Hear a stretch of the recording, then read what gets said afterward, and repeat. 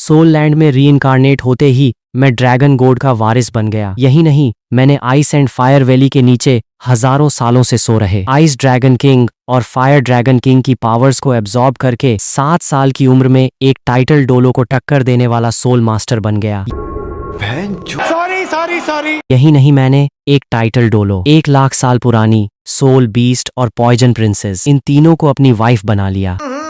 राजा जी अपनी शक्तियों का पूरा इस्तेमाल कर रहे हो। अगर आपने पिछले पार्ट्स नहीं देखे हैं तो लिंक डिस्क्रिप्शन में है, फटाफट से जाकर देखो। कहानी शुरू होती है।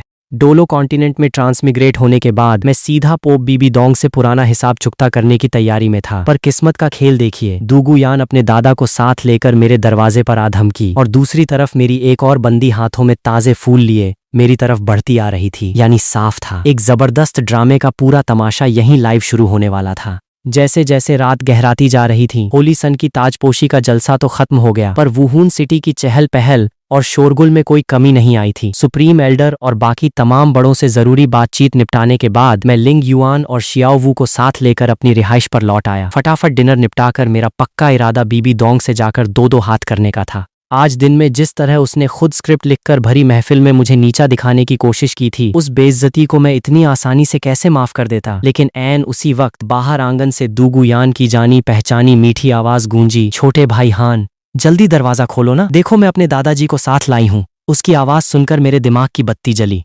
सेरेमनी से पहले ही मैंने उसे ताकीद की थी कि फंक्शन खत्म होते ही अपने दादाजी को लेकर आए। दरअसल मुझे सनसेट फॉरेस्ट के उस ice and fire yin Yang well पर जाकर ड्रैगन गॉड का चौथा टेस्ट जो पूरा करना था। दिमाग में प्लान पक्का करते हुए मैं अपनी जगह से उठा। जब वे आ ही गए हैं तो पहले उस रहस्यमयी कुंड का ही मामला सुलझा लेते हैं। मैंने आगे बढ़कर दरवाजा खोला और अंदर से लिंग युआन और शियाओ वू भी ठीक मेरे पीछे पीछे आ गईं। गेट खुलते ही सामने 2 चेहरे नजर आए, पॉइजन डॉलू दूगू बो और उनकी लाडली पोती दूगू यान। पिछले 2 सालों में दोनों की ताकत में कमाल का उछाल आया था। दादाजी के शरीर का जानलेवा जहर जब से काबू में आया था, वे 91वें लेवल से सीधे 92वें लेवल पर पहुंच चुके थे। वहीं दूगू यान ने स्पेशल हर्ब्स के दम पर लेवल 30 से सीधे 36 की छलांग लगाई थी, जिसमें से एक लेवल तो उसने सोल रिंग को अब्जॉर्ब करके हासिल किया था। छोटे भाई हान, होली सन बनने पर बहुत बहुत बधाई। दूगू यान के चेहरे पर चमकती हुई मुस्कान खिल उठी। उसने बड़े अदब से पहले एल्डर लिंग युआन को सलाम किया, पर जैसे ही उसकी नजर शियाओ वू पर पड़ी, उसने नाक भौं सिकोड़कर एक हल्की सी हिकारत भरी आवाज निकाली।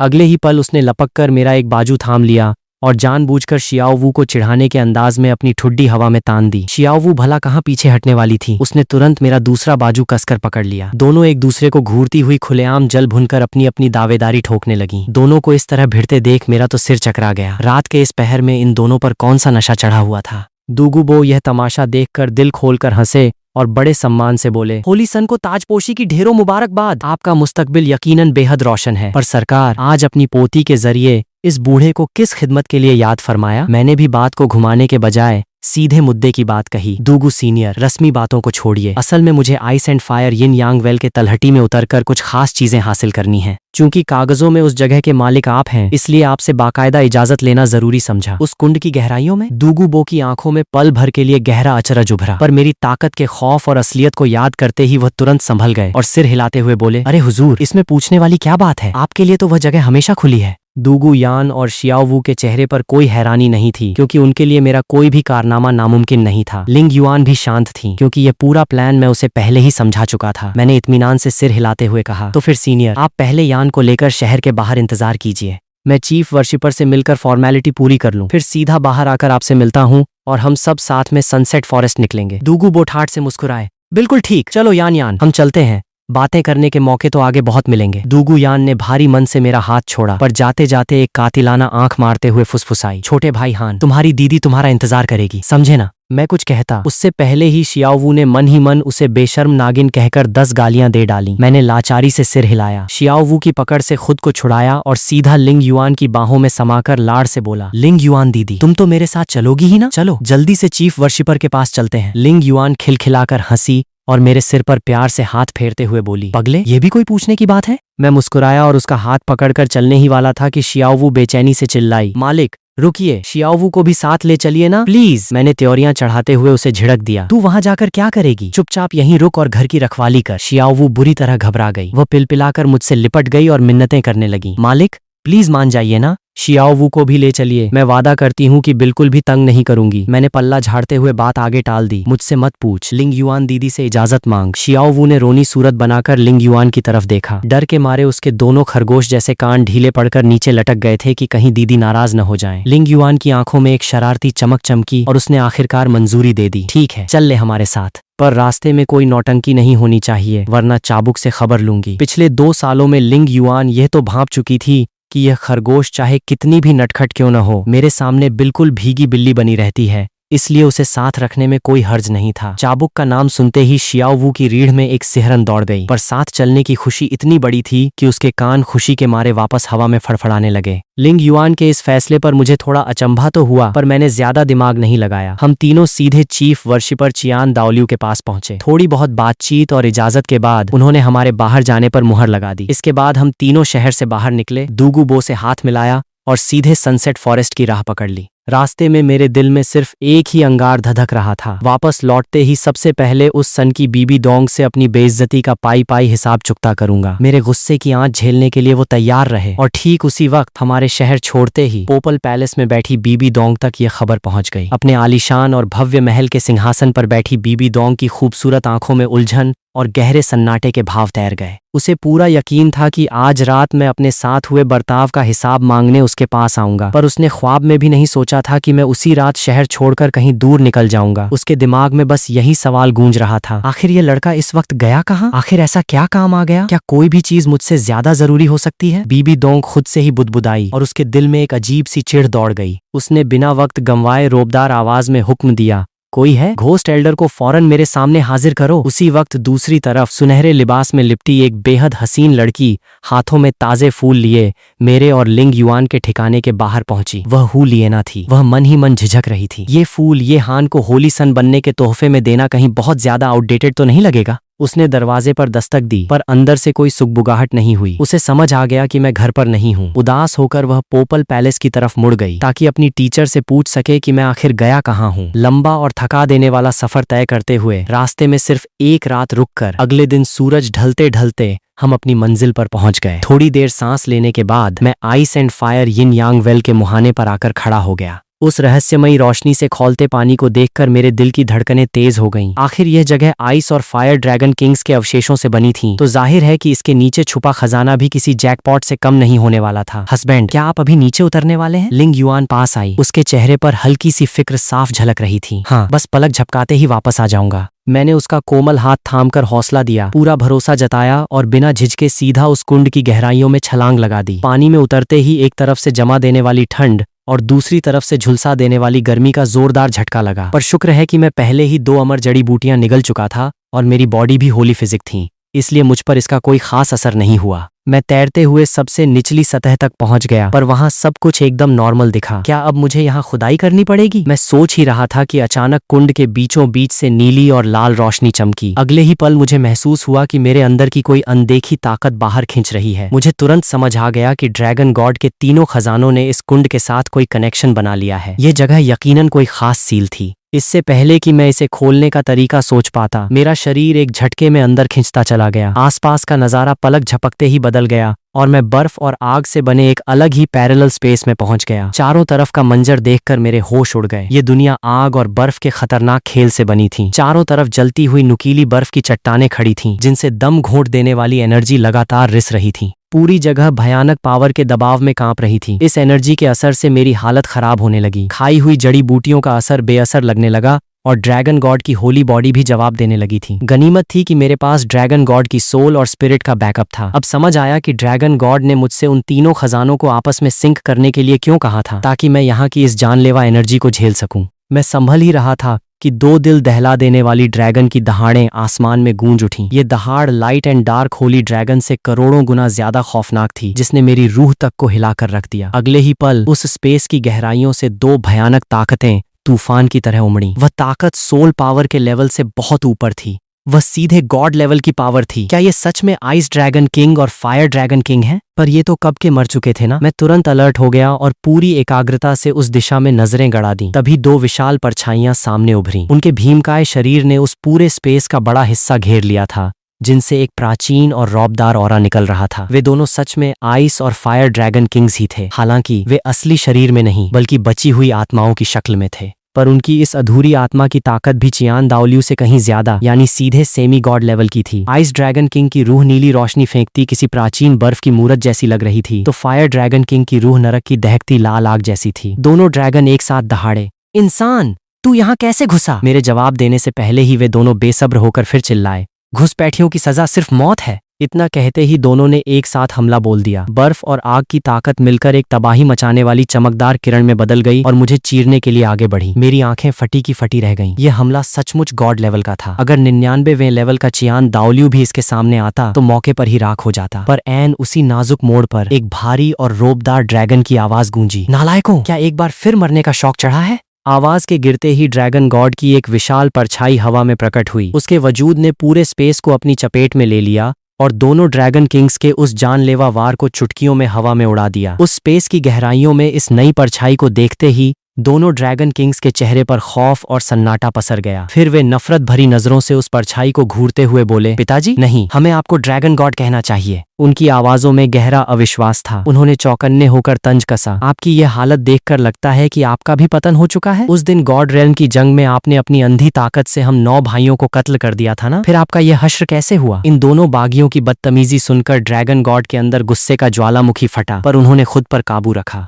बस एक ठंडी सांस खींचते हुए धीरे से बोले, क्या तुम्हें सच में लगता है कि तुमने उस वक्त जो किया था वह सही था? यह सुनते ही दोनों ड्रैगन किंग्स के चेहरे सख्त हो गए। मुझे भी डोलो डेलू के चौथे पार्ट द अल्टीमेट डोलू की पुरानी कहानी याद आ गई। उसमें साफ लिखा था कि उस वक्त टाइम ड्रैगन किंग और स्पेस ड्रैगन किंग ने अपनी खास ताकतों से एक खौफनाक भविष्य देख लिया था। जिस दिन ड्रैगन गॉड डिवाइन स्टार बनाएंगे उसी दिन ड्रैगन गॉड रेल्म पूरी तरह तबाह हो जाएगा। उनकी समझ में यह बात बैठ गई थी कि डिवाइन स्टार का बनना ही पूरी ड्रैगन नस्ल का नामो निशान मिटा देगा। अपनी पूरी कौम के खत्म होने का यह खौफ उनकी ड्रैगन गॉड के प्रति वफादारी पर भारी पड़ गया और इसी डर के चलते उन्होंने बगावत कर दी थी। उन्होंने पहले ड्रैगन क्राउन प्रिंस को ठिकाने लगाया, जिससे ड्रैगन गॉड का दिमाग पूरी तरह सनक गया। पागलपन में उन्होंने गॉड रेल्म के उन तमाम गद्दार ड्रैगन्स का कत्लेआम कर दिया, जिनमें फर्स्ट क्लास गॉड लेवल के उनके अपने 9 बेटे भी शामिल थे। ड्रैगन गॉड का यह खूनी तांडव देखकर इंसानी देवताओं के पसीने छूट गए। उन्हें लगा कि अगला नंबर उनका ही है, इसलिए 5 गॉड किंग्स ने बहती गंगा में हाथ धोते हुए एक साथ मिलकर ड्रैगन गॉड को 2 फाड़ कर दिया। यही वजह थी कि ड्रैगन गॉड को इंसानी देवताओं से इतनी सख्त नफरत थी। ड्रैगन गॉड तो बस अपने घर का लफड़ा सुलझा रहे थे, पर इन इंसानी देवताओं ने बीच में टांग अड़ाकर पीठ में छुरा घोंप दिया।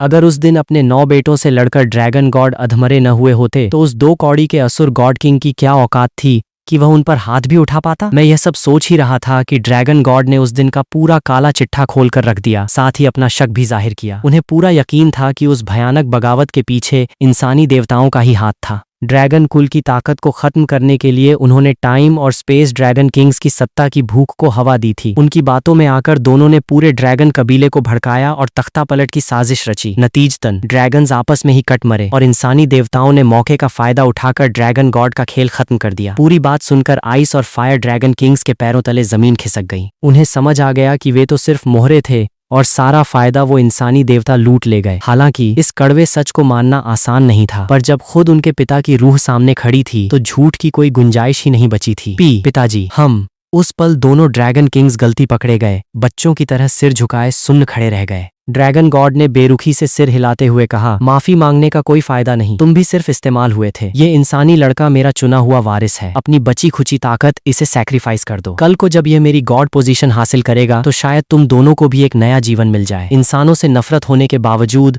उन्हें अपने पिता के फैसले पर पूरा भरोसा था। दोनों ने एक दूसरे को देखा और तुरंत अपनी ड्रैगन सोल्स को सैक्रिफाइस करने का फैसला कर लिया। वे मेरी तरफ मुड़े और एक आवाज में बोले, इंसान, हम अपनी बची हुई ड्रैगन सोल्स तुम्हें सौंप रहे हैं। उम्मीद है कि आगे चलकर तुम हमारा बदला जरूर लोगे। इतना कहते ही सैक्रिफाइस की रस्म शुरू हो गई। उनकी बची हुई आत्माएं 2 चकाचौंध रोशनी के गोलों में बदलीं और बिजली की तेजी से मेरी दोनों तरफ आ गईं। नीली और सुर्ख लाल रोशनी का एक भयानक बवंडर बना और पूरी ताकत सैलाब की तरह मेरे जिस्म में समाने लगी। मुझे लगा जैसे मेरे अंदर कोई बहुत भारी पावर भर दी गई हो। अगले ही पल मेरी पीठ फाड़कर 2 विशाल पंख बाहर निकल आए। बायां पंख बर्फीला नीला और दायां पंख दहकता हुआ लाल था। यह था god level external spirit bone, ice fire dragon wings. इन पंखों पर बर्फ और आग की ताकत साफ तैर रही थी, जिनका एक एक पर किसी शुद्ध एनर्जी से तराशा गया था। पंखों की हल्की सी फड़फड़ाहट भी बर्फ और आग का खौफनाक तूफान खड़ा कर सकती थी, जिससे आसपास का स्पेस तक चरमराने लगा था। यानी मुझे बैठे बिठाए दो पैसिव स्किल्स मिल गए, पहला उड़ने की ताकत और दूसरा ये जानलेवा बर्फीला अंगारी तूफान। इस बेहिसाब ताकत को महसूस करके मेरे रोंगटे खड़े हो गए। हालांकि सैक्रिफाइस की वजह से मेरा सोल पावर लेवल तो नहीं बढ़ा, पर असली खेल अभी बाकी था। अचानक मेरे दोनों मार्शल सोल्स, लाइट और डार्क होली ड्रैगन, अपने आप बाहर निकल आए। ये क्या हो रहा है? इस अचानक हुए धमाके से मैं भी हक्का बक्का रह गया। ड्रैगन गॉड ने शांत आवाज में समझाया, घबराओ मत, ये मेरे इन दोनों बेटों की आत्माओं के सैक्रिफाइस का कमाल है। आधी ताकत ने स्पिरिट बोन बनकर तुम्हें ये पंख दिए और बाकी आधी तुम्हारे दोनों मार्शल सोल्स में समाकर उनकी क्वालिटी को अपग्रेड और प्यूरिफाई कर रही है। मैं सन्न रह गया। मेरे दोनों सोल्स पहले ही सेमी गॉड लेवल पर थे, यानी गॉड लेवल से बस एक कदम दूर। अगर अब ये प्यूरिफाई होकर अपग्रेड होते हैं तो क्या ये सीधे गॉड लेवल बन जाएंगे? मैं एक्साइटमेंट और हैरानी से अपने दोनों सोल्स को घूरने लगा। लाइट होली ड्रैगन का शरीर तेजी से फैलकर बड़ा होने लगा। उसके आसपास से अंधेरा छंट गया और पीठ से रोशनी के दो विशाल पंख किसी चमकीले पर्दे की तरह फैल गए। उससे निकलने वाली चमक अब सिर्फ आम रोशनी नहीं, बल्कि एक बेहद आला दर्जे की सेक्रेड लाइट थी, जिसने उगते सूरज की तरह पूरे स्पेस को जगमगा दिया, एकदम रौबदार और पवित्र। वहीं दूसरी तरफ डार्क होली ड्रैगन का जिस्म भी तेजी से फैलने लगा। रोशनी को लीलता हुआ उसकी पीठ से दो भयानक काले पंख निकले, जो काली रात की तरह फैलकर उस रोशनी से टकराने लगे। उससे रिसने वाली डार्कनेस भी अब बेहद प्योर और सुप्रीम हो चुकी थी। दोनों एक ही वक्त में पूरी तरह प्यूरिफाई हो गए। एक तरफ हर बुराई को मिटाने वाली पवित्र रोशनी और दूसरी तरफ हर उजाले को निगल जाने वाला खौफनाक अंधेरा। दोनों ड्रैगन्स ने एक साथ आसमान चीरने वाली दहाड़ मारी, जिससे पूरा स्पेस गूंज उठा। उनकी इस भयानक पावर को देखकर मेरे मुंह से बेसाख्ता निकला, यह ताकत, क्या ये दोनों अब लाइट ड्रैगन किंग और डार्क ड्रैगन किंग में इवॉल्व हो चुके हैं? तभी ड्रैगन गॉड की आवाज फिर गूंजी, बिल्कुल सही पकड़े हो, पर असली सरप्राइज तो अभी बाकी है। जैसे ही उनके लफ्ज खत्म हुए, दोनों ड्रैगन किंग सोल्स में जैसे जान आ गई। वे खुद ब खुद मेरे सामने आकर जमीन पर पूरी वफादारी और अदब से झुक गए और धीमी आवाज में गुर्राने लगे। ये क्या सीन है भाई? मैं पूरी तरह दंग रह गया। मेरे मार्शल सोल्स के पास अपनी अक्ल और चेतना आ गई? हाँ, ड्रैगन गॉड ने सिर हिलाते हुए कहा, यह भी मेरे दोनों बेटों की ही मेहरबानी है। डिवाइन पावर ने इन्हें चेतना दे दी है। अब से ये सिर्फ मामूली मार्शल सोल्स नहीं रहे, बल्कि तुम्हारे अपने बीस्ट पेट्स बन चुके हैं। तुम जब चाहो इन्हें एक साथ मैदान में उतार सकते हो। बस कमांड दो और ये खुद लड़ेंगे। ये सुनते ही मेरे कान खड़े हो गए। ये तो बिल्कुल यू शियाओगांग के लुओ सानपाओ जैसा सीन हो गया। मतलब आगे से फाइट में मुझे बस इन्हें बाहर निकालना है और खुद साइड में खड़े होकर स्टाइल से सोल स्किल्स के नाम चिल्लाने हैं। सबसे तगड़ी बात तो यह थी कि दोनों को एक साथ मैदान में उतारा जा सकता था, यानी मेरी कॉम्बैट पावर सीधे डबल। हालांकि इसका मतलब सोल पावर का भारी नुकसान भी था, क्योंकि मार्शल सोल जितना तगड़ा होगा, एनर्जी भी उतनी ही तेजी से चूसेगा। तभी मेरे दिमाग में एक अजीब सा ख्याल आया और मैंने झट से पूछा, वैसे ड्रैगन गॉड, ये दोनों नर हैं या मादा? ड्रैगन गॉड पल भर को ठिठके, फिर धीमे से बोले, इनमें चेतना जरूर है, पर खुद की कोई स्वतंत्र सोच नहीं। इनका पूरा वजूद सिर्फ तुम्हारे इर्द गिर्द घूमता है और ये सिर्फ तुम्हारा हुक्म मानते हैं। इसलिए इनकी दुनिया में जेंडर जैसा कोई चक्कर नहीं है। तुम इन्हें बिना जेंडर वाला ही समझो। मैंने सिर खुजलाते हुए मन ही मन सोचा, क्या गजब की चीज है भाई। अगर ये मेल और फीमेल होते तो क्या पता मिलकर कोई नया बच्चा ही पैदा कर देते। रोशनी और अंधेरे के मिलन से क्या पता कोई नया केओस ड्रैगन किंग निकल आता। खैर, जब जेंडर ही नहीं है तो मैंने फालतू सोचना बंद किया और सीधे संजीदा होकर पूछा, तो ड्रैगन गॉड, मेरा चौथा टेस्ट तो पूरा हो गया ना? फिर मेरा इनाम कहाँ है? ड्रैगन गॉड ने कुछ नहीं कहा, बस खामोशी से मुझे घूरते रहे। मैं थोड़ा झेंप गया और सिर पर हाथ फेरने लगा। यहाँ मुझे God level external spirit bone meal गई। दोनों मार्शल सोल्स अपग्रेड होकर सीधे गॉड लेवल बन गए और इसके बाद भी मैं बेशर्मों की तरह इनाम मांग रहा था। हद तो मैं भी पार कर रहा था। कुछ देर सन्नाटे के बाद ड्रैगन गॉड बोले, चौथे टेस्ट का इनाम है लाइट होली ड्रैगन का inbuilt domain, Holi light domain. ये तुम्हारी लाइट एनर्जी और स्पिरिट पावर को बूस्ट करेगा और डार्कनेस से जुड़े हर जीव को दबाकर उसकी ताकत को 10% तक कमजोर कर देगा। नया डोमेन मिलते ही मेरी बाँछें खिल गईं। डार्क होली ड्रैगन का डोमेन मेरे पास पहले से था, अब ये भी मिल गया, यानी दोनों का सेट पूरा। लेकिन फिर भी मैंने चुटकी ली, पर अब तो दोनों सोल्स इन्वॉल्व होकर ड्रैगन किंग बन चुके हैं, तो डोमेन अभी भी होली ड्रैगन वाला ही क्यों मिला? थोड़ा मिसमैच नहीं लग रहा? ड्रैगन गॉड ने मेरी नस नस पहचानते हुए कहा, ज्यादा लालच पेट खराब करता है। आगे के टेस्ट्स में बाकी चीजें भी मिल जाएंगी। अब तुम्हारे पास 2 ड्रैगन किंग सोल्स हैं। तुम्हारी ताकत अभी से सोल सेंट के बराबर है और अगर तुमने लाइट ड्रैगन किंग के सोल रिंग्स पूरे कर लिए तो तुम किसी टाइटल डॉलू को भी टक्कर दे सकते हो। ये सुनते ही मेरी रगों में खून दौड़ गया। अगर ऐसा है तो मैं बहुत जल्द अपना बदला खुद ले सकूंगा। मैंने दांत निपोरते हुए कहा, अरे बस, मैं कोई ज्यादा लालची नहीं हूँ। अब आप सीधे 5वें टेस्ट की बात बताइए, ड्रैगन गॉड ने गंभीरता से कहा। ड्रैगन गॉड का 5वां टेस्ट, अपने दोनों मार्शल सोल्स के पहले 4 सोल रिंग्स पूरे करो। इसके बाद फ्यूचर के असुर गॉड वारिस की तरक्की पर ताला लगाओ। उसकी सबसे बड़ी 4 सोल बीस्ट्स की मदद को या तो बीच में ही झपट लो या उन्हें पूरी तरह तबाह कर दो। वे 4 हैं, blue silver king, blue silver emperor, Titan giant app और स्काई अजूर बुल पाइथन। तुम्हारे पास वक्त है सिर्फ 2.5 साल का। उस अजीब स्पेस में खड़े खड़े मुझे एक बात और याद आई। अच्छा, वो अभी जो आपने मुझे बचाया, क्या वो आपके उस 3 बार मदद करने वाले वादे में गिना जाएगा? ड्रैगन गॉड ने थोड़ा सोचा और बोले, गिनती में तो नहीं आएगा, लेकिन उस अटैक को रोकने में मेरी बहुत सारी डिवाइन पावर खर्च हो गई। अब मेरे पास नाम मात्र की पावर बची है, इसलिए अगले 5 सालों तक मैं तुम्हारी कोई मदद नहीं कर पाऊंगा। इतना कहकर वे सीधे मेरे स्पिरिट सी में लौट गए। मैंने राहत की सांस ली। चलो, ये भी ठीक है। पर जैसे ही मैं मुड़ने लगा, अचानक मेरे पूरे जिस्म में एक जोरदार झटका लगा। एक अजीब सा भारीपन महसूस हुआ जो पलक झपकते ही गायब भी हो गया। ये क्या चक्कर है? मैंने तुरंत ध्यान लगाकर ड्रैगन गॉड से पूछा। ड्रैगन गॉड ऐसे बोले जैसे कोई छोटी सी बात भूल गए हो। अरे हाँ, बताना भूल गया। जब मेरे दोनों बेटों ने सैक्रिफाइस किया तो उनकी डिवाइन पावर का कुछ हिस्सा तुम्हारी हड्डियों ने सोख लिया। इससे तुम्हारी उम्र सीधे 1000 साल बढ़ गई है। ये उसी का हल्का सा असर था, टेंशन मत लो। वैसे भी तुम्हारे पास ड्रैगन गॉड की अमर बॉडी है, तो उम्र से क्या फर्क पड़ता है? मेरी आंखें फटी की फटी रह गईं। मतलब भाई, मैं बैठे बिठाए 1000 साल पुराना बुढ़ा बन गया? पर राहत की बात यह थी कि मेरा चेहरा मोहरा बिल्कुल नहीं बदला था। फिर मैंने सोचा, चलो ये भी सही है, अब तो टेक्निकली एडल्ट हो गया हूँ, तो लिंग युआन दीदी के साथ रोमांस करने में कोई कानूनी अड़चन भी नहीं आएगी। ये सोचते ही मैं उसी रास्ते से बाहर की ओर लपका। अगले ही पल मैं उस कुंड की तलहटी में था, जहाँ का सेंट्रल स्प्रिंग अब पूरी तरह गायब हो चुका था। बिना देर किए मैंने ऊपर देखा, पीठ से आइस फायर ड्रैगन विंग्स निकाले और एक ही झटके में पानी चीरते हुए सीधा आसमान में उड़ गया। बाहर पूरी तरह रात घिर चुकी थी। आसमान में मैं बर्फ और आग की चमकती हुई किसी स्टार की तरह जगमगा रहा था। इस भारी हलचल ने नीचे खड़े चारों लोगों के होश उड़ा दिए। लिंग युआन, शियाओ वू, दूगुबो और दूगुयान सब मुंह खोले मुझे ऊपर देख रहे थे। मेरी पीठ पर बर्फ और आग के 2 विशाल पंख फड़फड़ा रहे थे, जिनसे एक रूह कंपा देने वाला ऑरा छूट रहा था। ये तो वही लीजेंडरी एक्सटर्नल स्पिरिट बोन है, पर इसकी उम्र और लेवल तो मेरी समझ से भी बाहर है। क्या ये सीधे गॉड लेवल है? दूगुबो के मुंह से चीख निकल गई। दूगुयान और शियाओ वू तो बस हक्की बक्की होकर देखती रह गईं। उन्होंने जिंदगी में कभी ऐसा खौफनाक और खूबसूरत नजारा नहीं देखा था।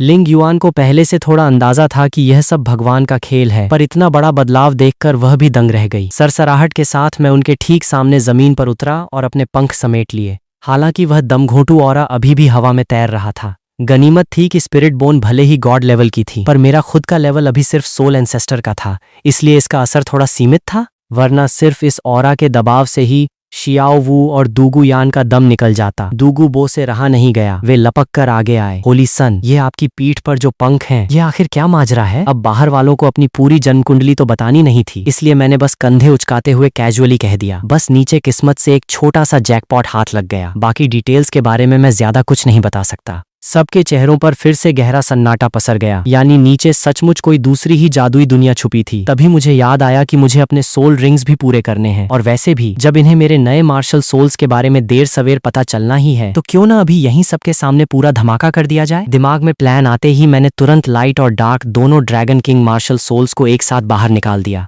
दहाड़ के साथ मेरे शरीर से 2 चमकदार रोशनी के गोले फटे और पलक झपकते ही दोनों विशाल ड्रैगन सामने आ खड़े हुए। एक तरफ पवित्र और रौबदार रोशनी, तो दूसरी तरफ बेहद रहस्यमयी और खौफनाक अंधेरा। ये देखकर सबके पैरों तले जमीन खिसक गई। दूगुबो तो थर थर कांपते हुए चिल्ला पड़े, बाप रे, इतनी भयानक पावर! मेरे अपने मार्शल सोल की रूह कांप रही है। वो खुद इनके आगे घुटने टेकने को मजबूर हो रहा है। क्या यह सचमुच legendary god level martial soul है? लिंग युआन और बाकी सब भी हक्के बक्के रह गए। उनके होश तो तब और उड़ गए जब उन्होंने देखा कि ये दोनों मार्शल सोल्स मेरे शरीर से अलग होकर अपने पैरों पर बिल्कुल आजाद वजूद की तरह खड़े थे। मैंने हल्की सी स्माइल पास करते हुए बात संभाली, अरे बस नीचे किस्मत से एक छोटा सा जैकपॉट और लग गया। दोनों सोल्स अपग्रेड होकर लाइट ड्रैगन किंग और डार्क ड्रैगन किंग बन गए हैं। अब इनके पास अपनी अक्ल भी है और ये आजाद घूम सकते हैं। खैर छोड़िए, दूगू सीनियर, मुझे आपसे एक जरूरी काम था। दूगुबो तुरंत अटेंशन में आ गए और हाथ जोड़ते हुए बोले, हुजूर हुक्म कीजिए, जो भी पता होगा सब सच सच बता दूंगा। तीनों लड़कियां भी कान खड़े करके सुनने लगीं। मैंने गंभीर होकर कहा, मुझे अपने लाइट ड्रैगन किंग के सोल रिंग्स पूरे करने हैं। इसके लिए लाइट एट्रीब्यूट वाले ड्रैगन टाइप सोल बीस्ट्स की तलाश है। जितने ज्यादा साल पुराने हो उतना बेहतर, कम से कम 10,000 साल से ऊपर के होने चाहिए। दूगुबो पहले तो चौंके, फिर दिमाग दौड़ाते हुए बोले, लाइट एट्रीब्यूट वाले ड्रैगन बीस्ट्स मिलना तो टेढ़ी खीर है, पर हाँ, सनसेट फॉरेस्ट की गहराइयों में लाइट सब ड्रैगन्स का एक गुप्त ठिकाना जरूर है। वहाँ गिनती तो कम है, पर सारे के सारे बेहद पुराने और ताकतवर हैं। पंगा बस ये है कि वे बहुत मिलनसार हैं। एक पर हाथ डालो तो पूरा झुंड टूट पड़ता है। ऊपर से उनका लाइट एट्रीब्यूट मेरे जहर को पूरी तरह बेअसर कर देता है, इसलिए अकेले जाने की हिम्मत तो मेरी भी नहीं हुई। स्पिरिट हॉल के चीफ वर्शिपर चियान दाओलियू ने कभी अकेले वहां घुसकर उनके 90,000 साल पुराने लीडर का खात्मा किया था। वैसे जिस हेड स्पिरिट बोन से आपने यान यान को हराया था, अगर मैं गलत नहीं हूँ तो वह उसी लाइट सब ड्रैगन लीडर की ही थी। ये सुनते ही मेरे कान खड़े हो गए। अरे भाई, किस्मत का खेल तो देखो, मेरी हेड स्पिरिट बोन उसी खानदान की निकली। मेरी आंखों में चमक आ गई। मैंने हाथ जोड़ते हुए कहा, दूगू सीनियर, इस पते के लिए बहुत बहुत शुक्रिया। कल सुबह आप ही हमें रास्ता दिखाएंगे और रिंग्स का शिकार करने में मदद करेंगे। दूगू बो को तो मक्खन लगाने का बहाना चाहिए था। वे तुरंत मान गए। लिंग युआन भी मेरे साथ जाने को तैयार थी। रही बात शियाओ वू और दूगू यान की, तो उनका लेवल कम होने की वजह से उन्हें बेस कैंप पर ही रुकना था। प्लान पक्का करके हमने रात को वहीं रुकने का फैसला किया। जैसे जैसे रात गहराती गई, लिंग युआन से थोड़ी बातचीत के बाद हम सब सो गए। दूगू बो और उनकी पोती अपनी पुरानी गुफा में चले गए, जबकि मैं, लिंग युआन और शियाओ वू बड़े वाले टेंट में सो रहे थे। आधी रात को मेरी नींद प्रेशर की वजह से खुली। बाहर जाकर हल्का होकर जब मैं वापस टेंट में लौटा तो कोने में सुकून से सो रही शियाओ वू पर मेरी नजर टिक गई। तभी मेरे दिमाग में ड्रैगन गॉड के 5वें टेस्ट की बात घूमी। मैंने मन ही मन सोचा, क्यों ना इस खरगोश को अभी से अपनी मीठी मीठी बातों में लपेट लूं, ताकि आगे चलकर यह खुद द मिंग और एयर मिंग को मेरे लिए सैक्रिफाइस करने को राजी कर ले। प्लान सेट होते ही मैं दबे पांव शियाओ वू के पास गया और उसके कंधे को हल्के से हिलाया।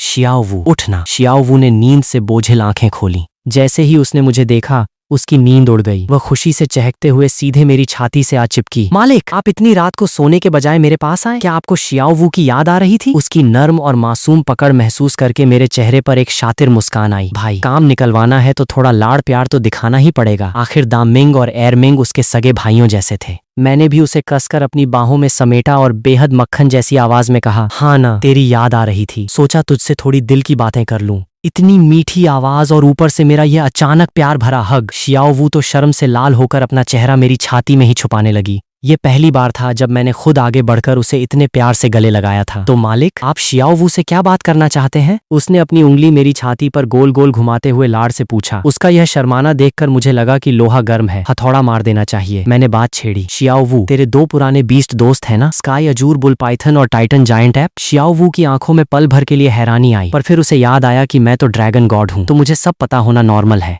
उसने तुरंत सिर हिलाया। हाँ मालिक, वे मेरे जिगरी दोस्त हैं, बिल्कुल मेरे परिवार जैसे। मैंने उसे बिना झिझके कबूल करते देखा तो दिल ही दिल में खुश हुआ। फिर मैंने अपनी चाल चली।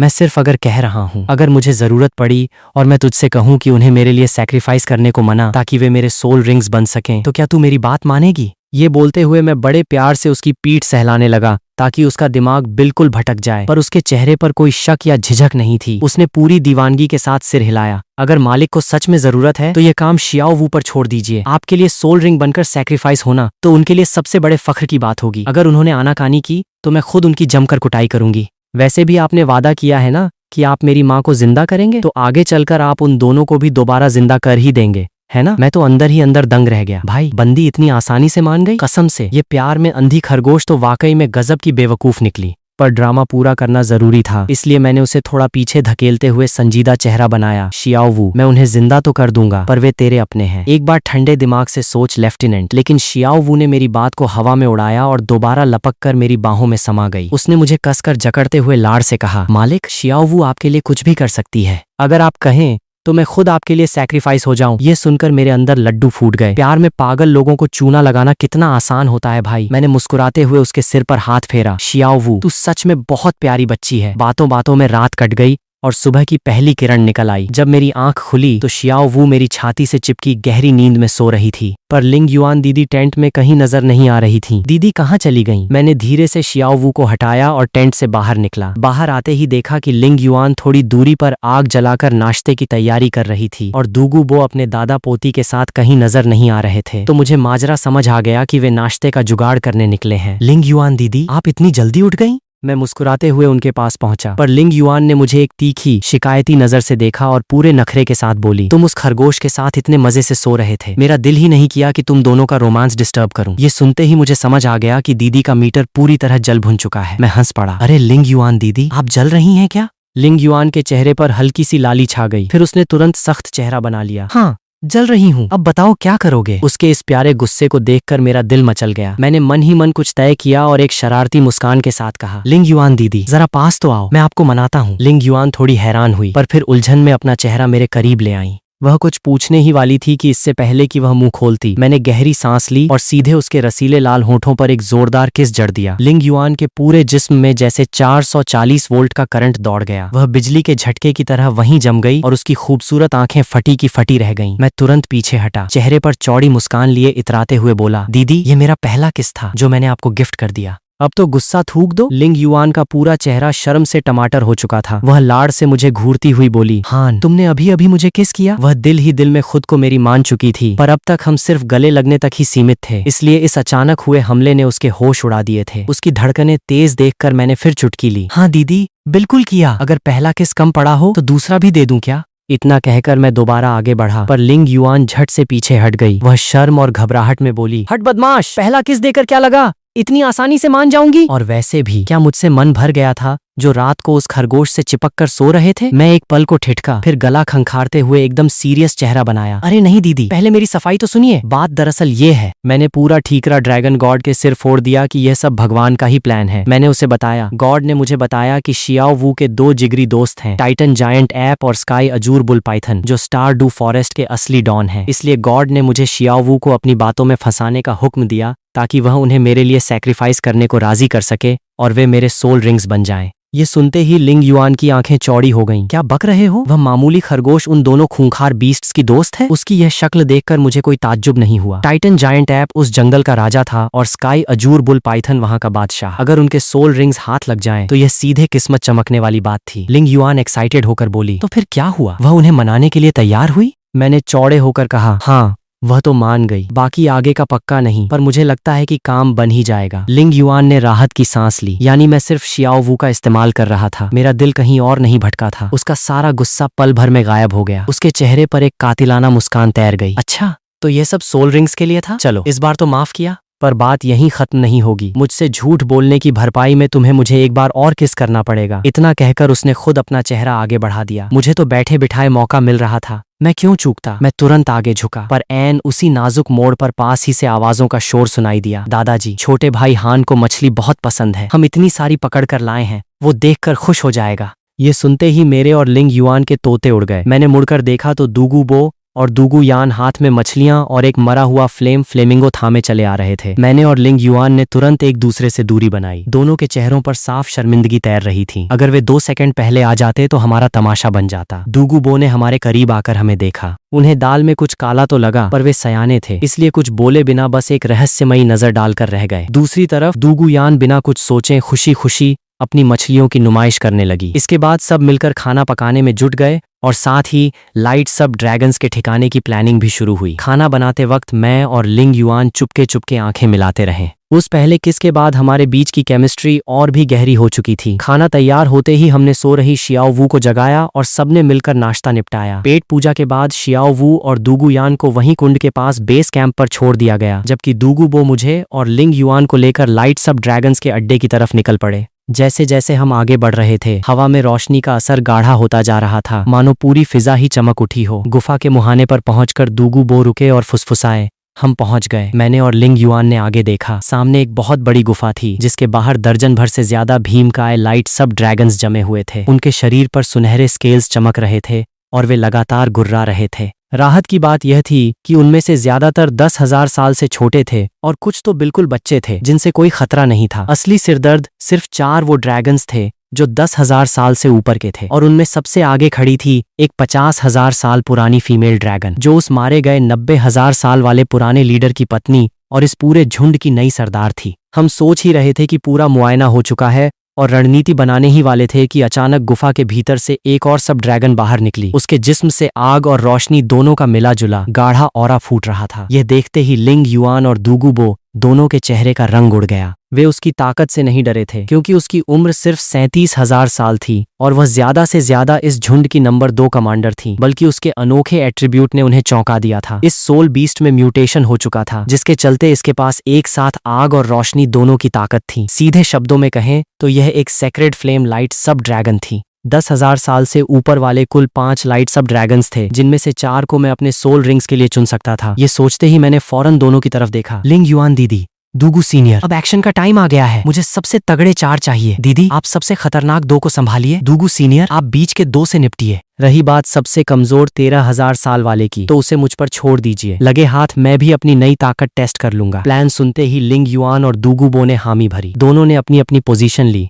और अंदर की एनर्जी समेटने लगे। शायद बीस्ट्स की छठी इंद्री बहुत तेज होती है। उन सब ड्रैगन्स को खतरे की बू आ गई। अगले ही पल वे गुस्से में दहाड़े और पूरा झुंड एक साथ हमारी तरफ लपक पड़ा। शुरू हो जाओ। लिंग युआन ने सबसे पहले रिएक्ट किया। उसने पलक झपकते ही अपना मार्शल सोल एक्टिवेट कर दिया। लेवल 95 टाइटल्ड डोलू का भयानक ऑरा सुनामी की तरह फटा, जिसने आगे बढ़ रहे ड्रैगन्स के कदमों को वहीं थर्रा दिया। दूगू बो भी कहाँ पीछे रहने वाले थे। उन्होंने तुरंत अपना 92वें लेवल का टाइटल्ड डोलू ऑरा रिलीज किया, जिसने पूरे इलाके को कंपा दिया। 2-2 टाइटल्ड डोलू को अचानक सामने देखकर उन ड्रैगन्स के तोते उड़ गए, पर वे पीछे नहीं हटे बल्कि और खूंखार होकर हमारी तरफ दौड़े। यह देखकर मैंने भी अपना असली पत्ता खोल दिया। मैंने एक साथ दोनों मार्शल सोल्स रिलीज कर दिए। लाइट ड्रैगन किंग और डार्क ड्रैगन किंग। उन सब ड्रैगन से कहीं ज्यादा बुलंद और खौफनाक ड्रैगन की दहाड़ पूरे सनसेट फॉरेस्ट में गूंज उठी। जैसे ही वह गॉड लेवल दबाव चारों तरफ फैला, जो ड्रैगन सीना तान कर आ रहे थे, उनके चेहरे पर अचानक दहशत छा गई।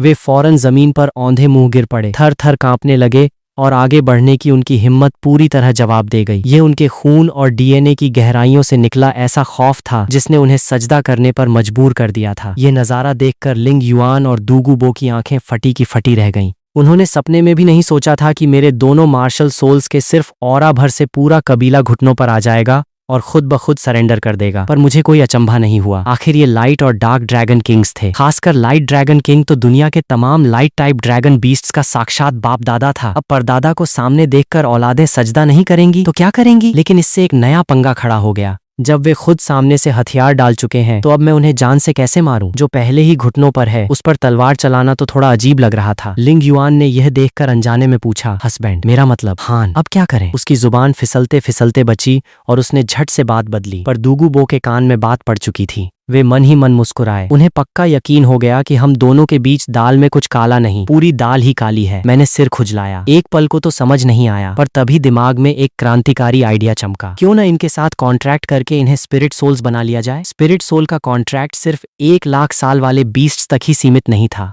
पियरलेस तांग सेक्ट में हुओ युहाओ ने भी सिल्वर ईगल के साथ कॉन्ट्रैक्ट करने की कोशिश की थी। वो तो बीच में चील ने नखरे दिखा दिए, इसलिए खेल बिगड़ गया था। पर अब जब मेरे पास खुद लाइट ड्रैगन किंग है, तो इन सब ड्रैगन्स को स्पिरिट सोल बनाना मेरे लिए बाएं हाथ का खेल होना चाहिए था। प्लान पक्का होते ही मैंने कहा, लिंग युआन दीदी, दूगू सीनियर, हाथ रोकिए। मेरे पास एक ऐसा प्लान है जिससे बिना एक भी बूंद खून बहाए मैं इनके सोल रिंग्स हासिल कर लूंगा। दोनों सन्न रह गए। उन्होंने जिंदगी में ऐसा कोई नुस्खा नहीं सुना था। क्या ये बिना मारे सैक्रिफाइस करेंगे? पर वह तो सिर्फ 1 लाख साल पुराने बीस्ट्स ही कर सकते थे। उनके उलझे चेहरे देखकर मैं मुस्कुराया। मैं इनके साथ कॉन्ट्रैक्ट करके इन्हें अपना स्पिरिट सोल बनाने जा रहा हूँ। Spirit soul? दोनों के मुंह से एक साथ निकला। मैंने समझाते हुए कहा, बिल्कुल, स्पिरिट सोल बनने के बाद इनकी आत्मा और चेतना जिंदा रहेगी। मुझे सोल रिंग और सोल स्किल्स भी मिल जाएंगे और जरूरत पड़ने पर मैं इन्हें असली लड़ाई में अपनी मदद के लिए भी बुला सकूंगा। यह सुनकर दोनों के होश उड़ गए। लिंग युआन को लगा कि यह भी ड्रैगन गॉड का ही कोई चमत्कार है, इसलिए उसने तुरंत भरोसा कर लिया। पर दूगू बो का सिर चकरा रहा था। पर क्या ये ड्रैगन्स अपनी मर्जी से राजी होंगे? मैंने जुबान से जवाब देने के बजाय सीधे एक्शन लेना बेहतर समझा। मैंने गहरी सांस ली, स्पिरिट पावर को फोकस किया